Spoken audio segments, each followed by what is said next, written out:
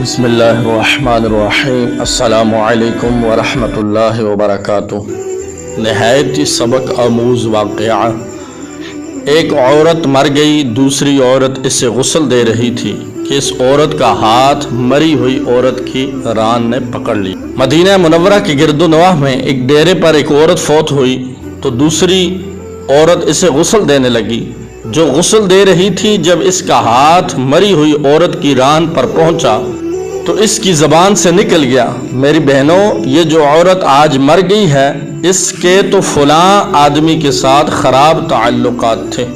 غسل دینے والی عورت نے جب یہ کہا تو قدرت کی طرف سے گرفت آ گئی، اس کا ہاتھ ران پر چمٹ گیا۔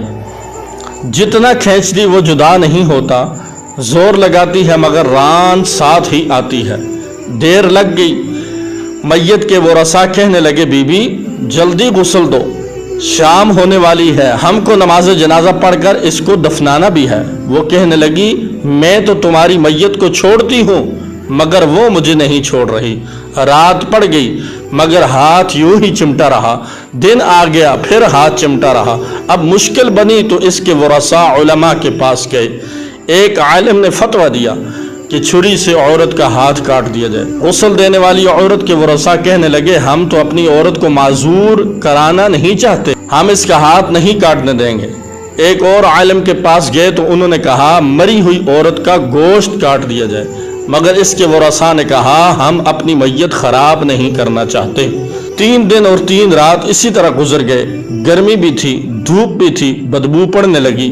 گرد و نواح کے کئی دیہاتوں تک خبر پہنچ گئی۔ انہوں نے سوچا کہ یہاں مسئلہ کا کوئی حل نہیں ہو سکتا، چلو مدینہ منورہ۔ وہاں حضرت امام مالک رحمۃ اللہ تعالی علیہ اس وقت قاضی القضاء کی حیثیت میں تھے۔ وہ لوگ حضرت امام مالک رحمۃ اللہ تعالی علیہ کی خدمت میں حاضر ہو کر کہنے لگے، حضرت ایک عورت مر گئی ہے، دوسری عورت اسے غسل دے رہی تھی کہ اس عورت کا ہاتھ مری ہوئی عورت کی ران کے ساتھ چمٹ گیا، اب کیا کیا جائے؟ امام مالک رحمۃ اللہ تعالی علیہ نے فرمایا، مجھے وہاں لے چلو۔ وہاں پہنچے تو چادر کی آڑ میں پردے کے اندر کھڑے ہو کر غسل دینے والی عورت سے پوچھا، بی بی جب تیرا ہاتھ چمٹا تھا تو تو نے زبان سے کوئی بات تو نہیں کی تھی؟ وہ کہنے لگی، میں نے صرف اتنا کہا تھا، یہ جو عورت مری ہے اس کے فلاں مرد کے ساتھ ناجائز تعلقات تھے۔ امام مالک رحمۃ اللہ تعالی علیہ نے فرمایا، بی بی جو تو نے تہمت لگائی ہے، کیا اس کے 4 چشمدید گواہ تیرے پاس ہیں؟ کہنے لگی، نہیں۔ پھر فرمایا، کیا اس عورت نے خود تیرے سامنے اپنے بارے میں اقرار جرم کیا تھا؟ کہنے لگی، نہیں۔ تو امام مالک رحمۃ اللہ تعالی علیہ نے فرمایا، پھر تو نے کیوں تہمت لگائی؟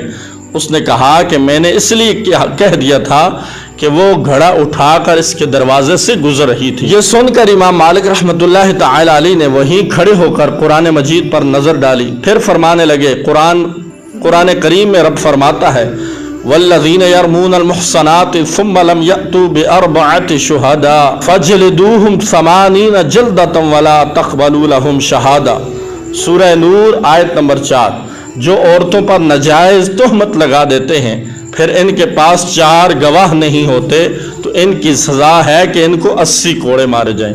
چنانچہ حضرت امام مالک رحمۃ اللہ تعالی علیہ نے فیصلہ سنایا کہ تو نے ایک مردہ عورت پر تہمت لگائی، تیرے پاس کوئی گواہ نہیں تھا، میں وقت کا قاضی القضاء حکم دیتا ہوں، جلادوں اسے مارنا شروع کر دو۔ جلادوں نے اسے مارنا شروع کر دیا۔ وہ کوڑے مارے جا رہے ہیں، 70 کوڑے مارے مگر ہاتھ یوں ہی چمٹا رہا، 75 کوڑے مارے گئے مگر ہاتھ پھر بھی یوں چمٹا رہا، 79 کوڑے مارے ہاتھ پھر بھی چمٹا رہا۔ جب 80واں کوڑا لگا تو اس کا ہاتھ خود بخود چھوٹ کر جدا ہو گیا۔ ناظرین، سے سبق آموز واقعے سے ہمیں یہ بات سیکھنے کو ملتی ہے کہ بے جا ہر کسی پر تہمت نہیں لگانی چاہیے۔ اللہ تعالی ہم سب کو غیبت، چغلی، حسد، تکبر، تہمت سے بچنے کی توفیق عطا فرمائے۔ السلام علیکم ورحمۃ اللہ وبرکاتہ۔